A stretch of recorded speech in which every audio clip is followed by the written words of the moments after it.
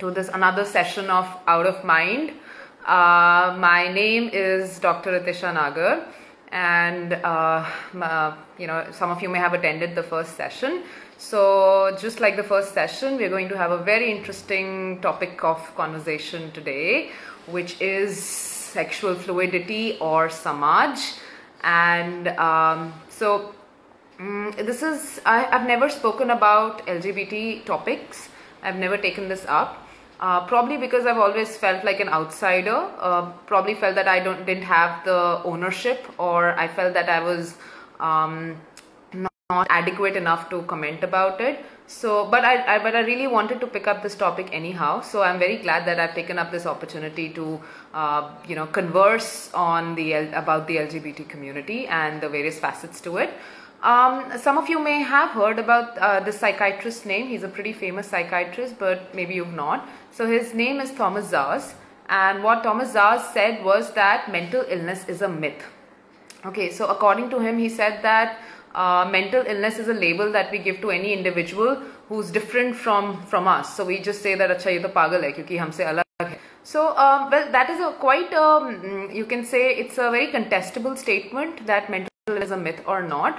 But if you go through history of psychiatry, history of psychology, we have often labeled people who are different from us with a mental illness. So homosexuality for the longest time was labeled as a mental disorder.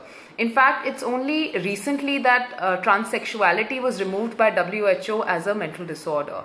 And yet there are many families, there are many workplaces, schools, education that still identify non-heterosexual identities as a mental illness or as a disease.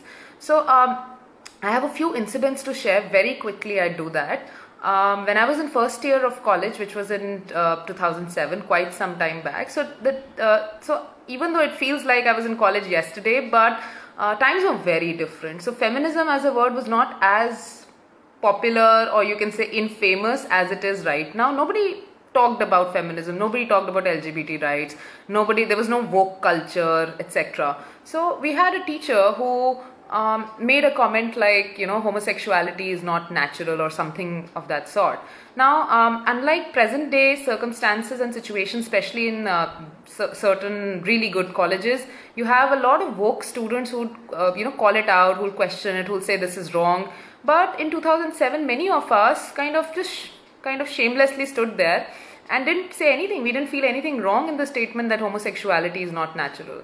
But in fact, I went ahead and said that, okay, animals are not homosexual. Then perhaps I agreed with the statement, which is, if I look back something today, I feel very ashamed about making that statement. Even in school, for that matter, I realized that, we've all had these incidents where there have been effeminate guys who've been bullied mercilessly, and most of us have either joined that bullying, we've laughed along, we've called them names, or we've just stood as a bystander. I mean, we've just stood there and we've done nothing.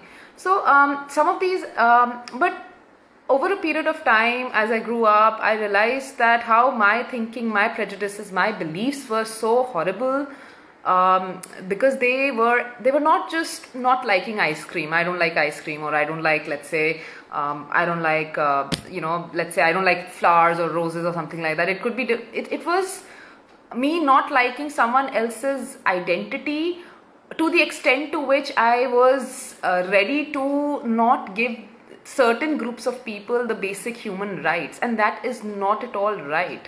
Okay, you cannot be a homophobic person and say that it's you are not you are being intolerant to my intolerance.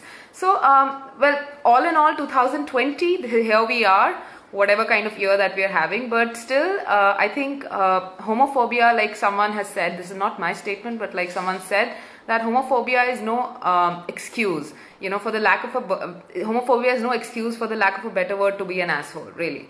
So I'm determined today to understand, as are you perhaps, understand LGBT experiences better, and for that I have invited today a very person. I am asking him to join the conversation right now.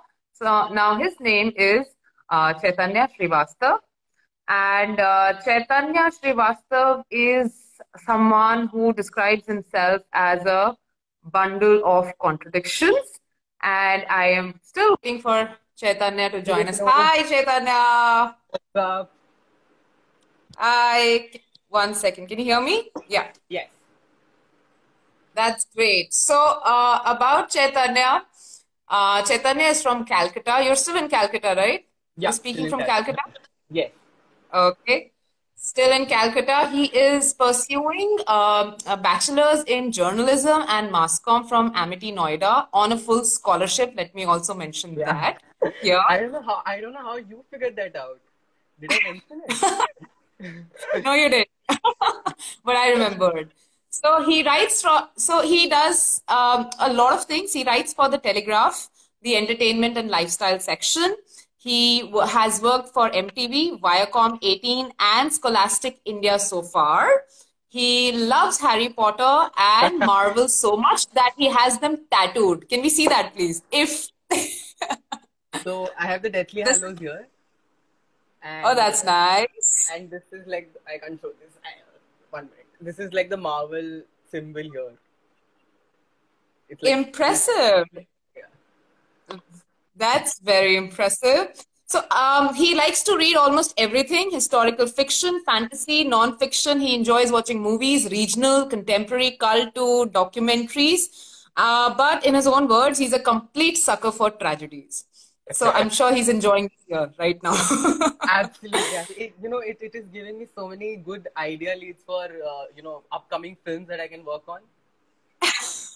Dystopian reality becomes real, Yeah, right? yeah, yeah, So, yeah. Chaitanya also likes to read tarots. He does chakra healing. He also knows graphology. He wants to make a career in PR. He wants to write screenplays, and he wants to also teach. Can you please Yeah. leave something for us, at least? I mean, So how do I? I wanted to do psychology as well with journalism, but Amity doesn't do double majors. Okay, so how do I know Chaitanya? So Chaitanya is, I met Chaitanya last year on his bua's wedding. So his bua is one of my closest friends. So रिश्ते में मैं इसकी बुआ लगती हूँ. Hey, I hope But she's here though. I hope she's watching. yeah, I think she's watching. So, but then I'd rather be an ally than a bua at this point of time. Yeah. So thank you, Chaitanya, for joining us. So without wasting any more time, I would straight away come to my first question. Yeah. Uh, so it's been more than a year after Supreme Court has decriminalized homosexuality. So the Section 377, as we know, or knew at least, no longer exists for Ra to us. But there are still many people in our country who do not really understand what LGBTQIAA plus means. Mhm. So Mhm. they probably have an understanding of being gay, Yeah. but not beyond that. So can you please help us first and foremost? A lot of people, I put up a kind of a, I wanted to know how much Quick people poll. knew, but so Yeah. almost half of the people on my profile at least didn't know what the full form of LGBTQIA is. So please help us Yeah. understand that. So I think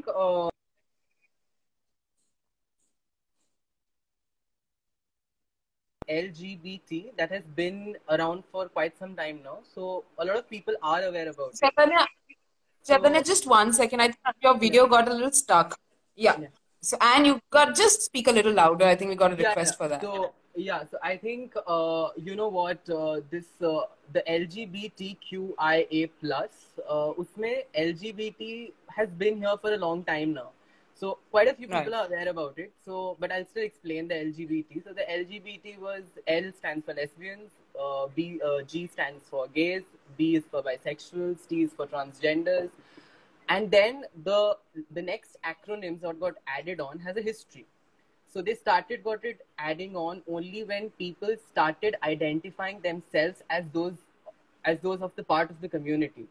So Q stands for queer, which are basically people who chose to be not straight, but they are still not ready to label themselves as the previous into the categories of LGBT.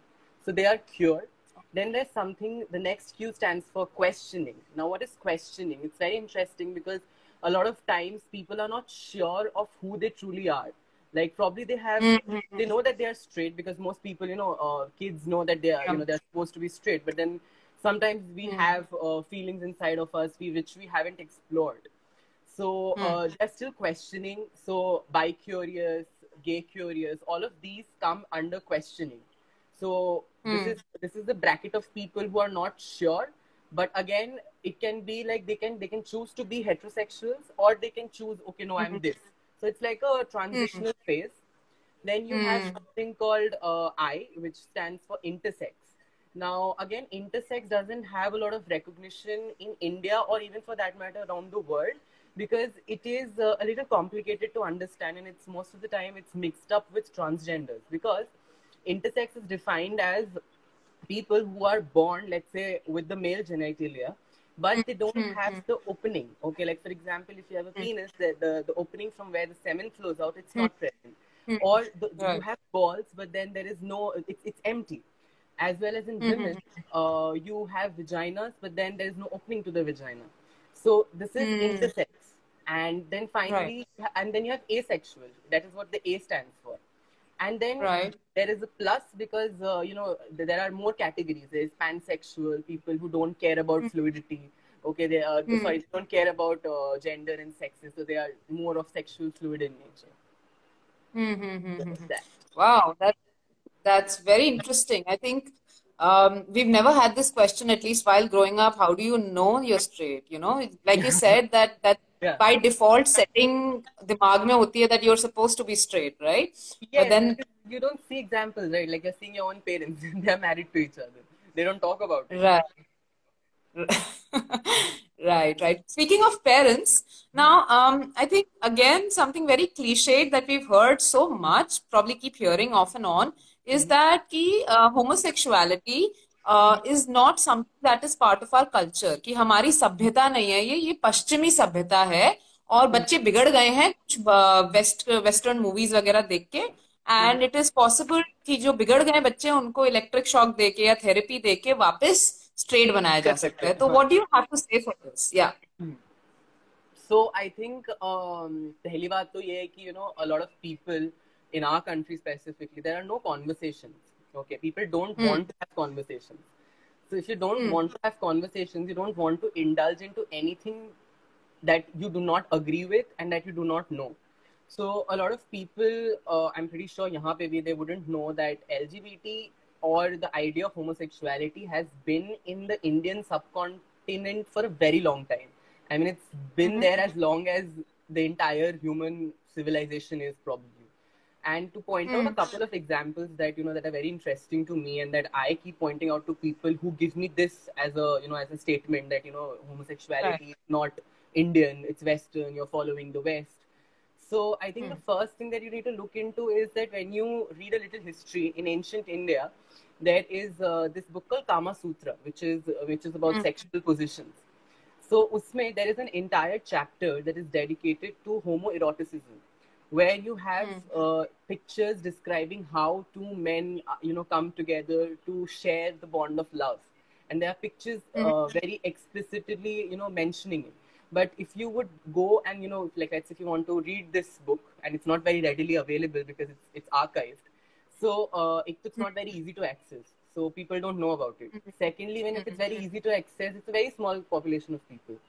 Then after that, if you look into it, then there is something mentioned in the Arthashastras, where it says that there were punishments given to people who did not who had sex. Okay, forms of punishment, like if you're not married, you will be given punishment, right? So what happens, the punishment given to a person, like let's say a man who's having sex with a woman, so the punishment given to them was much more severe versus punishment given to people, let's say two girls having sex or two males having sex. Now wow there's a reason to it. The reason is that virginity as a concept in ancient India was greatly valued. It's flawed, completely flawed, but it's greatly valued. So for them, if you take away a woman's virginity, that was considered a bigger sin than actually engaging in with sexual activities as a sexual discharge between the same sexes. So that is the second example. And then I think if you look into mythology as well, I'm pretty sure you would know the character Shikhandi from Mahabharata. So Mm-hmm. she was born as a girl, and she then with the help of mantras and everything, she transformed herself into a man to fight the battle of the Kurukshetra Yeah. alongside with her father. And obviously then she Right. died there. But that is one great warrior, transgender hero that we have from Indian mythology. As well as Mm-hmm. we can talk about the god that is there in the north, in the south, that we worship, called Lord Ayappa. So he is Mm. basically this, the son of Lord Vishnu and Lord Shiva. It's very interesting because Mm. Lord Shiva wanted something from Lord Vishnu wanted something from Lord Shiva, and उनको Mm. रिझाने के लिए Lord Vishnu Mm. took a avatar of a girl, okay, Mm. and they engaged in a sexual activity, which resulted Mm. into Ayappa, and he is, Mm. he's worshipped as a proper as a god if you visit the Mm. south temples. So, but Mm. people don't talk about it. Like nobody in the north knows about it, right? Like even if you go in the Right. south, Right. people know who he is, what is his history, but they don't really express it as much as they would have Mm. expressed like Lord Krishna and his lineage, or Lord Ram Right. and his lineage. So that is Kind of one put thing. it on in the wrap, under the wraps or Yeah, something like under the that. Right. wraps, and then of course, the whole context comes into, because when you talk about India, you have to realize that yes, Hinduism is the major religion here, but then Mm. there are other religions as well. So the next, what is the next biggest religion in India? It's Islam. A lot of time people say that Islam में homosexuality नहीं होता है. So again, Mm. that is probably because I'm not sure, I'm not very well versed with the Quran, but I'm not sure what the Mm-hmm. Quran speaks of it. But then there are people, Muslim Mm-hmm. rulers and Islamic clerics who have had homosexual relationships. So two Right. most famous people who we talk about because they ruled India at one point of time is Alaluddin Khilji and Mm. Babur, the great Mughal Mm. ruler. So both of them were Mm. known to keep beardless boys in shamiyanas, where they used to Mm. spend nights when they dealt with some sort of problems in their own personal lives, or when they just wanted to have a free time. That is what is mentioned in the historical texts. Mhm. So they used to Mhm. go there and spend nights with them. Obviously, it's not mentioned that they used to Mhm. have sex, but it's very well understood that Mhm. why were they Right. kept and what happened behind the closed curtains. And then again, Right. final historical piece that you need to look into is modern history, where you see that Mm. when the Britishers came to India, so Mm. what happened was that Britishers by default wanted to have sex, but not always British women were available. So they started having sex Mm. with Indian low caste women because they used to see them as inferior. But sometimes Yeah. the women were not very readily available as much as men were. So they started indulging in sexual activities only for the purpose of sexual discharge. Maybe there was no, no romance or no emotional thing involved in it, but there was. Okay. So Mm. in the same time, in the US and in the Britain, there was the AIDS breakout. So which was back then known as the gay cancer because it only was found in people who engaged in anal sex versus more than vaginal sex because people with anal sex are at a higher risk. So Mm. that is when it spread, and then reports from India started coming up, with Britishers as well as Indians. So the British Mm. government understood in Britain that it has people are indulging in such activities there as well. So that is when they came Mhm. up with a law that that they have to criminalize every single Mhm. act of sexual in nature involving anal, and that is Mm. why the Mhm. entire the penal Right. code that exists in the Indian constitution was actually has a history Mhm. that is pre-independence. The reason why Right. it still got into the constitution was because most of the leaders of our time were not with very cool with the idea of homosexuality, which is quite obvious. So yeah, that is Right. a history, and there is one more also a good point to note here is that a lot of times at this point of time, Britishers started raping men, okay, like Indians, and it is something that you see today as well because a lot of times these straight people they rape other men because they feel that if they rape them they'll understand that it's not right, like you need you're not man enough, you're feminine. So the idea Right. is that so it is to do with the power struggle, like how much of a dominator you Mhm. are and how much of a submissive Right. you are. So the moment Right. a male Right. rapes another male, it becomes that the other Right. male Right. is more feminine because he is suppressing himself and he is going down. That is where Hmm. the picture comes into play. Right, right, right. Yeah. Wow. So I think many people out there would have now would probably have now some points to counter their parents with whenever the next time they tell them that ये हमारी सभ्यता नहीं है. So thank you for arming them with those. Sorry, I can't hear you. Hello. Yeah, I can't. I can't hear you. Can you hear me? I can't hear you. Uh, okay, but I can't hear you. Okay, sorry. I'm very sorry. I think I'll have to connect with Chaitanya again.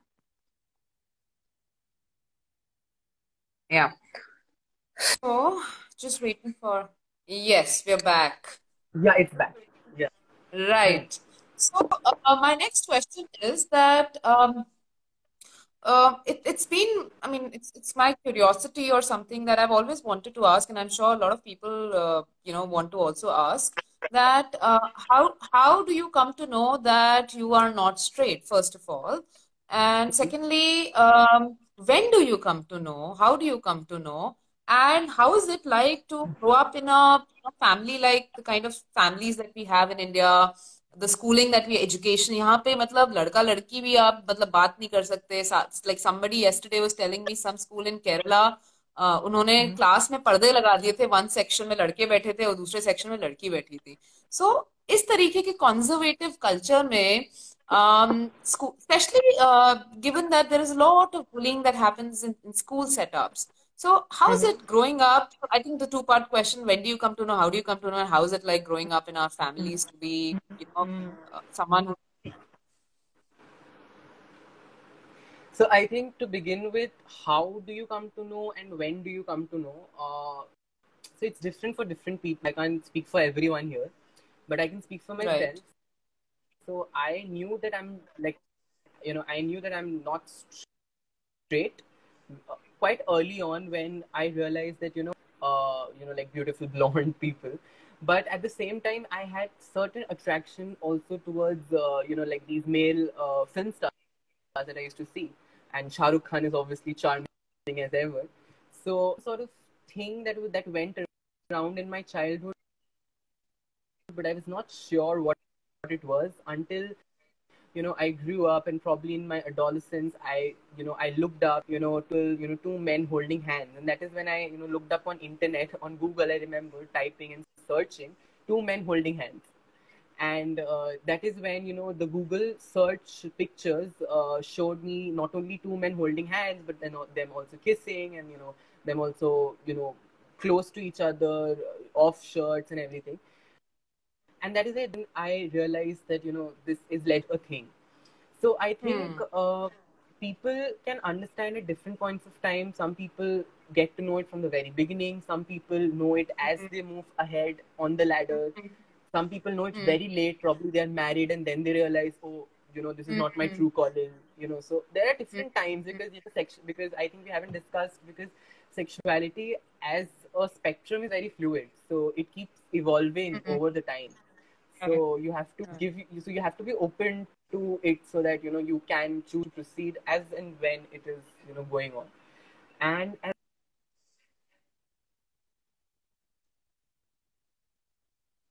how does it feel to be like a bisexual man, right? Sorry, So I think your video got hung in between. I think the second part was about the experience, actually. the Yeah. experiences, right? So I think the experiences are very different because I haven't come out to like everyone in my family. So I've come out to a specific bunch of people who I knew would be supportive, and I haven't come out to my parents as of yet, because you see, with me the thing is a little different, because I'm in the category of bisexual. So I'm not sure who my partner would be. Like would I be ending up marrying a girl, or would I be ending up with a man? So I did not revealing it to them. I'm not straight, because it will again, bring out the whole discussion that you need to go to a therapist, or, discussion in the family, drama. So to avoid all of that, I did not. But then what about people who are not bisexuals, who are, let's say, lesbians, or let's say who are, homosexuals? For them, it's really difficult because not all, most of the parents are not supportive, and a lot of times, they leave home, they're kicked out. Even if they are, allowed to stay in home, they're constantly, made to realize about it. So it's difficult. It's definitely difficult. Mm-hmm. What about schooling as an experience, especially for, let's say, again, I'm asking about not maybe you, but with others that you've been in touch with. I think schooling can be a very horrible experience for, someone who's not straight. And we've seen all of that. We've seen these labels being given. We've seen someone I had actually said that I used to be terrified of going to washrooms because of the kind of bullying that was. And then again, there is no support given for these kids because even the society, the institution, the administration is not going to recognize this as a problem. So what do you have to say to that? So I think when I was in school, like mostly, I mean, I don't really had friends who knew about, me, because back then I was also still not sure, because I had a girlfriend, so I'm dating her, and, everything is nice and happy. But then inside of me, I knew that, I have a certain attraction towards men as well. But then I never discussed it until I was in the 11th standard, and I told one of my then best friends, and he was pretty supportive about it. But then I have had people. So back then I was in the closet. Okay, so my fear was as then was that nobody should come to know about this, because if they do, I wouldn't be enjoying with my friends the way I used to. And because I was the head boy and I was on the student council, I was doing the magazine editorial board and all that. So I was scared, these would be taken away. Would people really look up to me the way they look up to me back then at that point of time? So those were the things that went around inside of me. But then there are friends, who have come up to me and who have shared their experiences. They've broken down in front of me, where they've told me about how bullying was a major cause. Because a lot of times we have to understand that choosing to stay in a closet is a choice. Okay, and even if you want to stay in the closet, sometimes with certain gay population, they have this mannerism which is very outwardly gay. You can recognize by the way a person talks, or by the way a person walks, or what are his mannerisms. You can understand. Okay, and even the slightest of deviation from so-called masculinity is enough for the high school alpha male boys for you to pinpoint and start shaming you. So that starts. So with these people, it started very early on. So I'm not naming one of these friends. He's a Kathak dancer. Okay, and I met him at Pride, the Pride festival that goes around. So he shared with me that like, because he was a Kathak dancer, so he was the only male person who used to dance in his school Kathak with other females. So he was always mocked, right? Because he had to wear ghungroos, and he had, because Kathak is a very it's like a very respectable dance form, so it requires those kind of effeminate so he was always bullied about it. So so a lot went around. It got so much that he had to come out to his family, and the family was not very accepting. So they tried taking him to therapy, but luckily the therapy that they took to, so the counselor said that you have to come for the parent therapy. So like where the parents were also involved. So instead of counseling my friend, she started counseling the parents. So yeah, so so help will come to you in some way or the other. But then there is this with every single LGBT community person, there is this history of struggle and history of this self questioning and self hatred and insecurity that is present. I think it's common amongst all of us, no matter how amazing we look at the moment. But in the childhood, in the college, it has always been there. Right. So, my next question that I wanted to ask was that, um, do you often feel misunderstood? Or by that I mean, straight people, the empathy that straight people have or not have. So do you think that you Mhm. tend to feel isolated, that the even though straight people can empathize, but you feel that you've not found your own kind until and unless you probably interact with members who also say that we are also part of the LGBT community. What is it? I mean, another question that I want to ask is, what is it that maybe straight people can do better to be an ally of the LGBT community member? Yeah. Yeah. So I think this is probably coming as like it would come as very strong. But the first thing people can do is specifically the males. What they can do is that they can keep it to themselves. Mind your own business. You have no rights to look into who I'm sleeping with. Okay, whether it's a male or it's a female, you don't have any business, brother. You can just fuck whoever you want to. Let me fuck whoever I want to. That is the first piece of advice I would want to give. The second piece of advice would Yeah, be for people who I want to be allies with, who I want to be friends with. yeah, So a lot of yeah, times, yeah. straight, because you have to also understand that straight men, so they Hmm. have grown up in a certain kind of culture where where they haven't heard of it, or where they have heard that it's wrong or it's not right. So at the end of the day, it's really about what they want to believe as individuals. So let's say they want to Hmm. give it an option that, okay, be open. They are a little open minded and a little liberal in their thoughts and opinions. So they want to like Hmm. Hmm. explore what your friend is going through. So in those cases, they're not, but they will try to understand you, Hmm. like what you're trying to. So Hmm. so because coming out as a bisexual man or as a gay man, or like Hmm. women coming out as Hmm. lesbians, the biggest fear is that my best friend, like let's say if he or she is of the same gender as I am, is that Hmm. I can't hug him the same way, or I can't give him a peck on the cheek in the same way, like what would you think of it? So it is lines between Hmm. friendship and between something more gets a little blurred. We can I hear think I you, need you to but I stop. think you're, oh, yeah, yeah. But then we've lost your video. No, no, no, we've lost your video. Let me connect with you again. 1 second.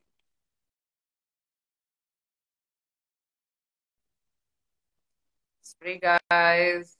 I We'll just add Chaitanya again. Thank you for listening in. If you're still there, I hope you're uh, finding this conversation interesting. Yes, Chaitanya, Yeah, go on. it keeps breaking. I don't know why. So yeah, so I think that becomes a little difficult. But and I like, no, this can't happen. This is not right, and they try to moral. Mm. Chaitanya, we can't hear you. Sorry, we can't hear you. Can't hear. Can't hear. No, no, no, no. We'll have to connect again. Ah, sorry. Let's hope this works. Yeah, so please feel free to leave your questions and comments. I think we'll just pick them up towards the end.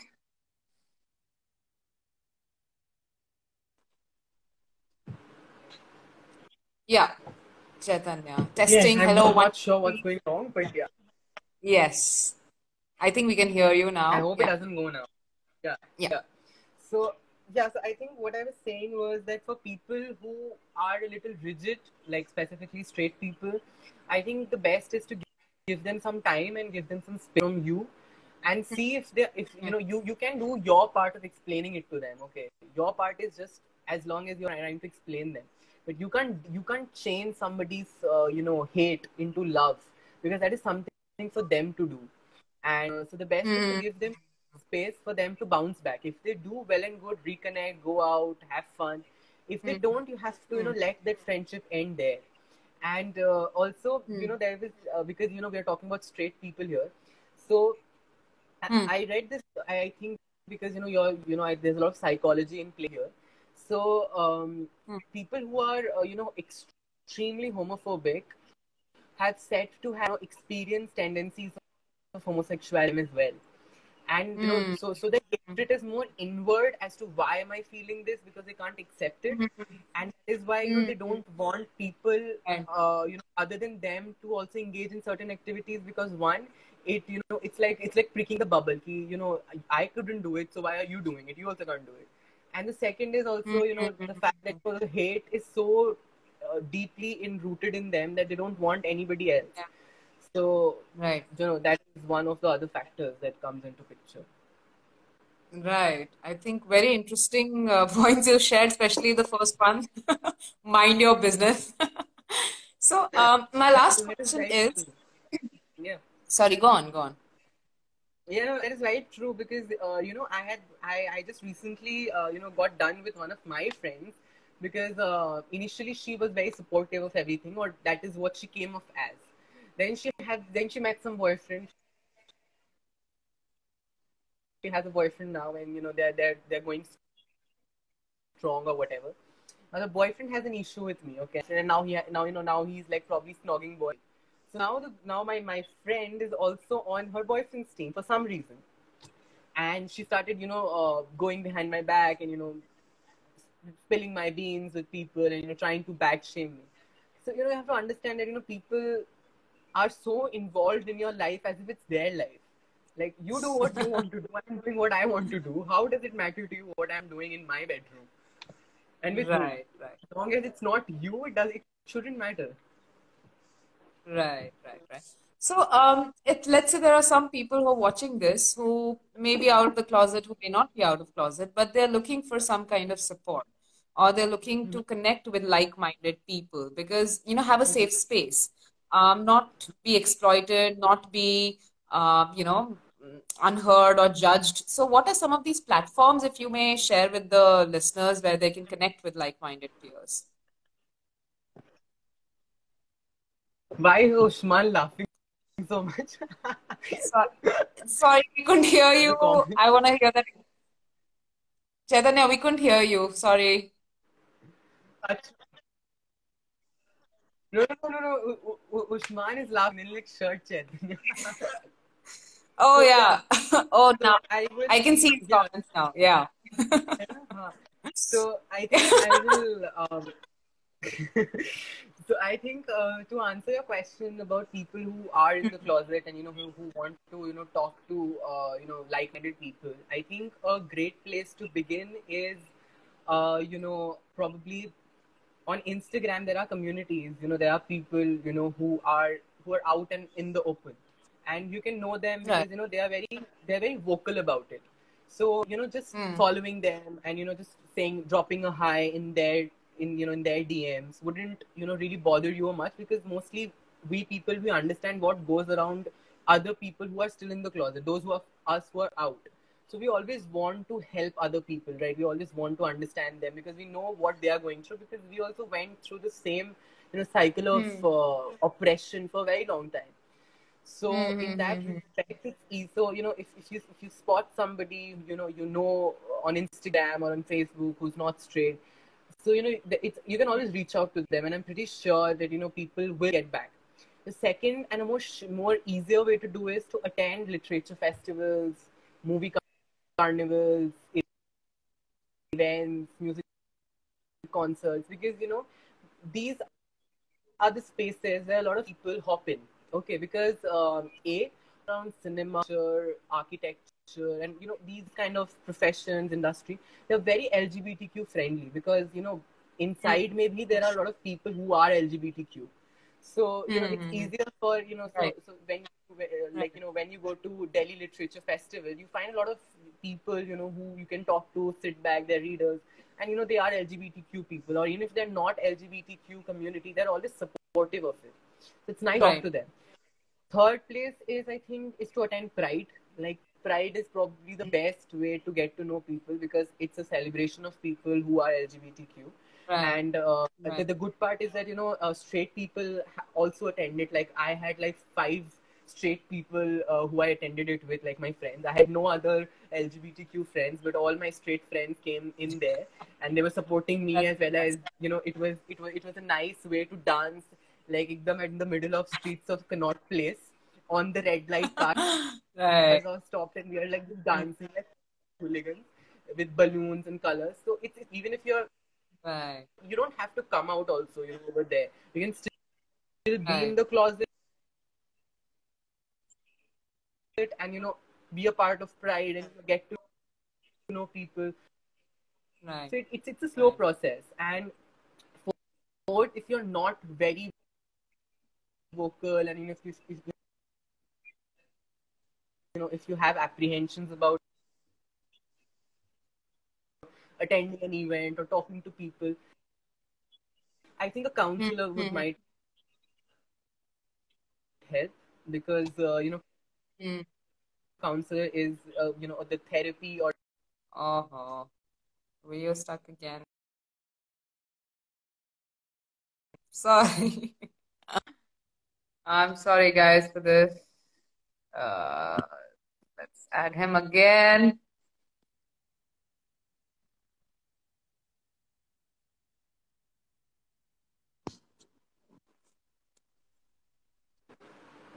yeah. Yes, Chaitanya, let's look at some of the questions that have kind of come in. I don't know if you have previous questions or not. I don't think you would. Would you? Do you have the previous questions that were there? No. Can you see them No, on I the don't have screen? the question. Okay, Yeah, so I one of can. the I can check questions, all of can you go through all the previous questions and then just pick up whichever ones you feel okay picking up? Yeah, somebody's asking, sir, what is your, and first of all, I'm not sir. Sir, what's How old your are you, opinion? Chaitanya?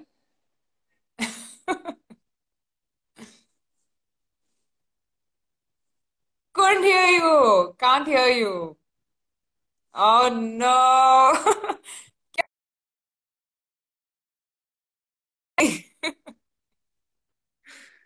Ah.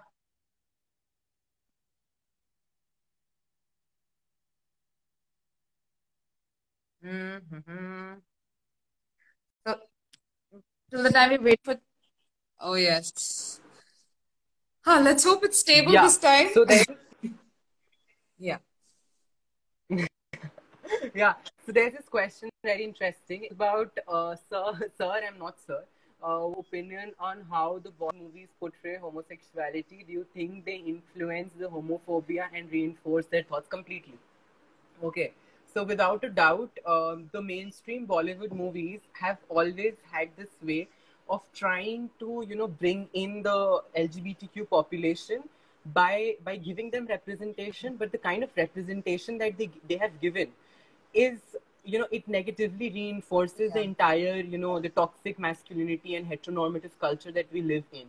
For Right. example, take up any Karan Johar film. Okay, he has repeatedly brought, in every single of his movies, there is a mention of, gay characters or gay. For example, let's take up Kal Ho Na Ho.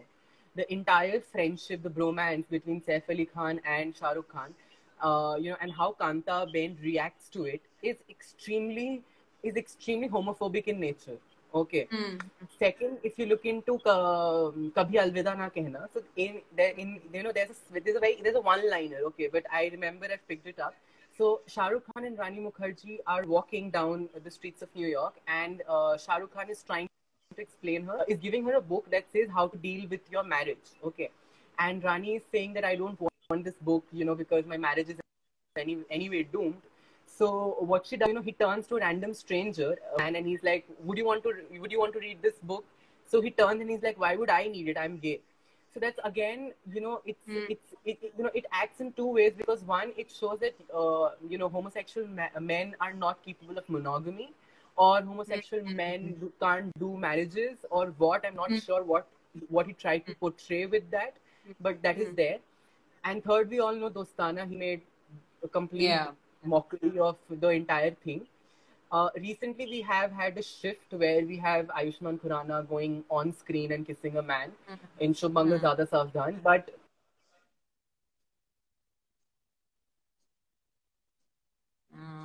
to offer. Okay, it's the Wow. same plot line.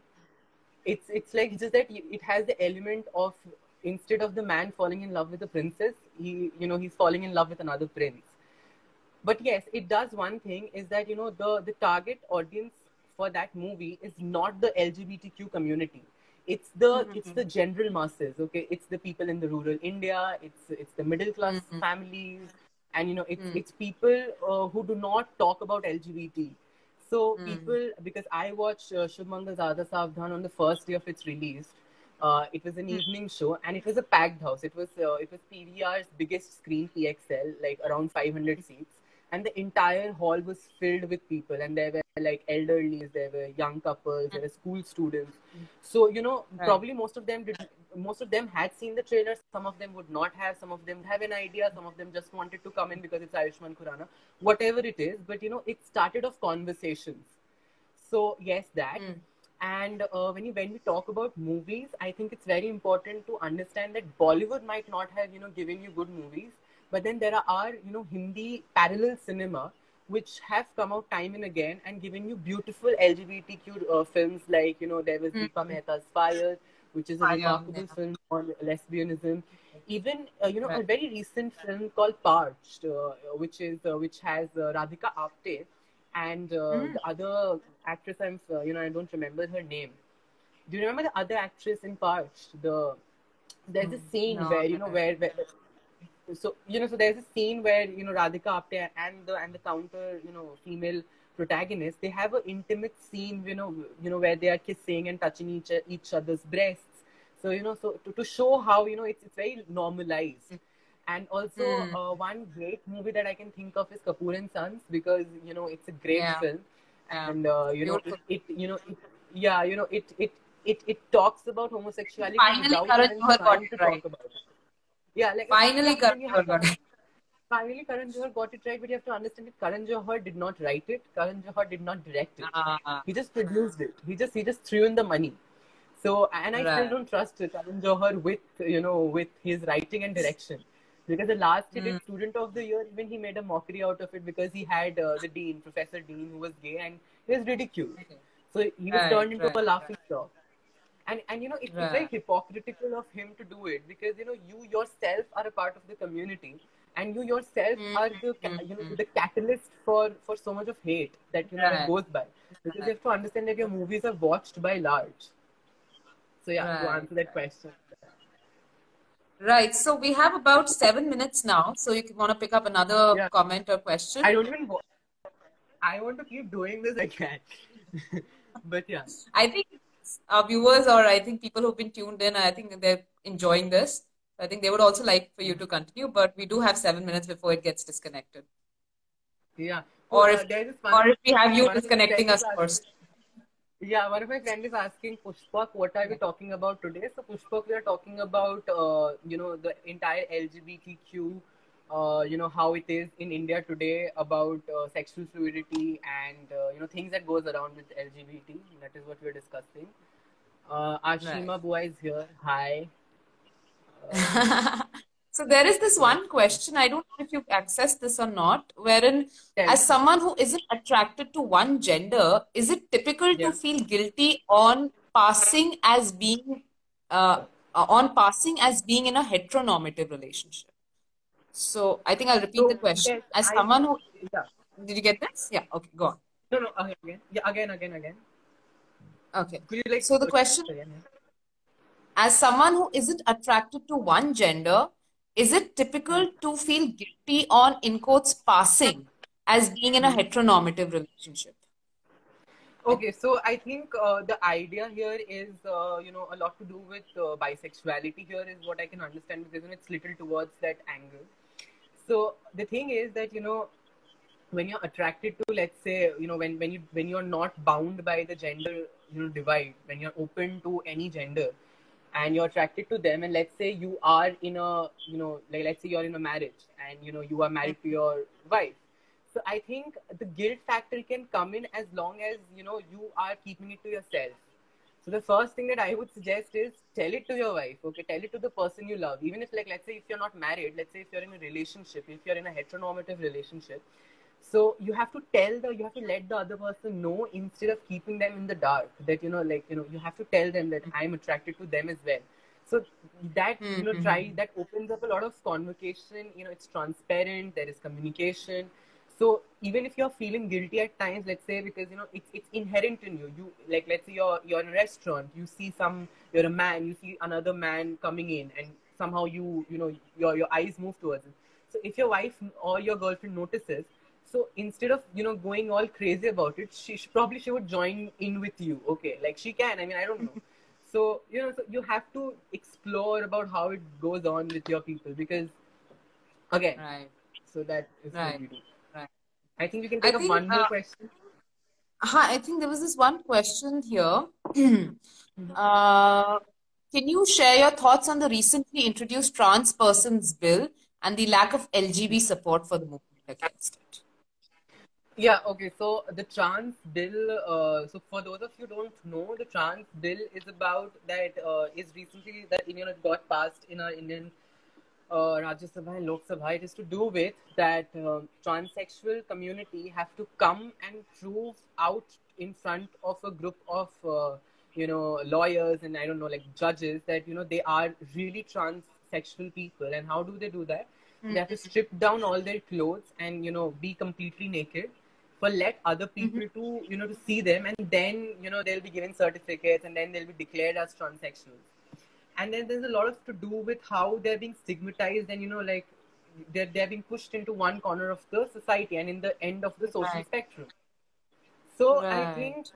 obviously the bill is completely wrong. It goes against the principle of privacy. It doesn't give you the freedom of being who you are. It's fundamentally wrong on a lot of levels. Now, Right. the reason why there is not a lot of support from the people. So when I say people, I'm talking about everybody in general, inclusive of the Right. LGBT, inclusive of the heteronormative people. Mm. What happens here Mm-hmm. is that because we're talking about transgenders, okay. So I don't know why, but then like a lot of straight men, like a lot of my friends have told me I'm okay with people who are LGB and QIA whatever, but I'm not okay with people who are T, like who are transgenders. So there is a certain kind of disparity that exists between that probably some people are open with the idea of homosexuality, but then they're against transsexuality. It is also a lot to do with how, and I can understand where this is coming from, because when I was a child, and when when I used to see the Hijra community, I like my parents had this thought that you have to stay away from them, when they come, close the door, don't let them enter your houses, like give them money, and they're beggars. So the kind, so they kind of made me feel that as if they are some sort of ghosts, like living breathing ghosts. Okay.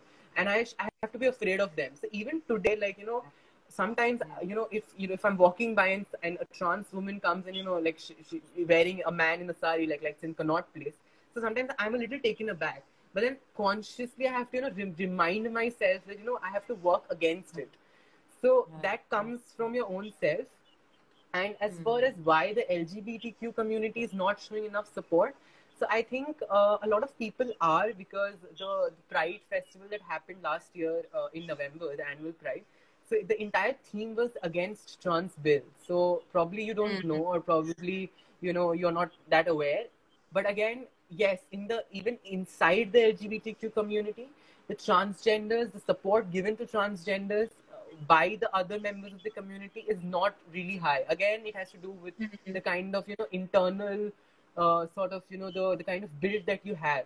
So there's nobody to be blamed. All that you can do is to to consciously change yourself in the idea. Right, right, right, right. So I think we've almost run out of time, just 2, 3 minutes, but I wish we could have continued this conversation. Maybe we'll do it on Yeah. season 2 or something like that. But Definitely. thank you so much, Chaitanya, for coming in. And I think I learned a lot today. You are too bright for your age, and you're doing too much for your age. Actually, no, I'm just kidding. I mean, you're doing such wonderful stuff. I wish you all the best for it. And thank you so much. And I just want to say that I don't think, oh, I think you've gone. I can't. Yeah.